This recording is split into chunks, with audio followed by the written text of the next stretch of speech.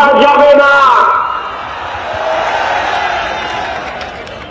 আপনি বলেছিলেন পশ্চিম বাংলায় আইএসএফকে ধমকে চমকে পুলিশের মিথ্যে মামলা দিয়ে ঘরে ঢোকাতে চেয়েছিলেন।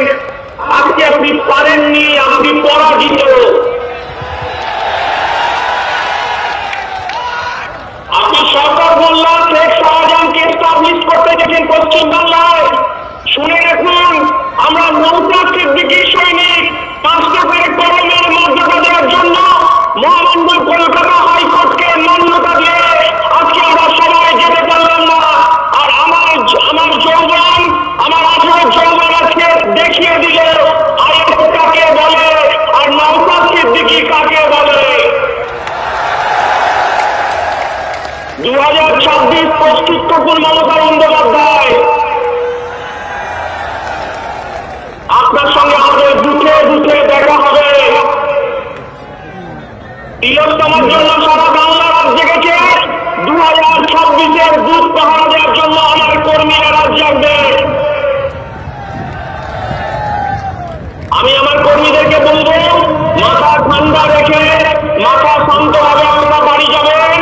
আর মমতা বন্দ্যোপাধ্যায়, শওকত মোল্লা, শেখ শাহজাহানের বাহিনীদের নাম, তার বাবার নাম, তার কন্ট্যাক্ট নাম্বার লিখে রাখুন।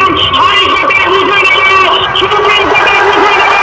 2024 সালে দেখা হবে মমতা বন্দ্যোপাধ্যায়। সবাই ভালো থাকবেন। আমাদের অত্যন্ত প্রিয় আমাদের দলের চেয়ারম্যানের বক্তব্য শুনবেন। আপনারা বাড়ি যাবেন শান্তভাবে। আর যে পুলিশগুলো আমাদের অসহযোগিতা করলেন, আপনাদের নাম সন্ন্যাস করে আইএসএফ এর খাতায় লেখা থাকবে। গরিব খেটে খাওয়ার শ্রমজীবী মানুষের করের টাকায় আপনি সাদা পোশাকটা করছেন, এই হিসাব আমরা পরে বুঝে নেব 5 টাকার কলমের খোঁচায়। সবাই ভালো থাকবেন। ধন্যবাদ ধন্যবাদ। শান্তি শৃঙ্খলা বজায় রেখে বাড়ি ফিরবেন। কলমের লড়াই জারি থাকবে। মমতা বন্দ্যোপাধ্যায় আপনার লোকেল বাহিনীর সঙ্গে রাস্তাতেই দেখা হবে।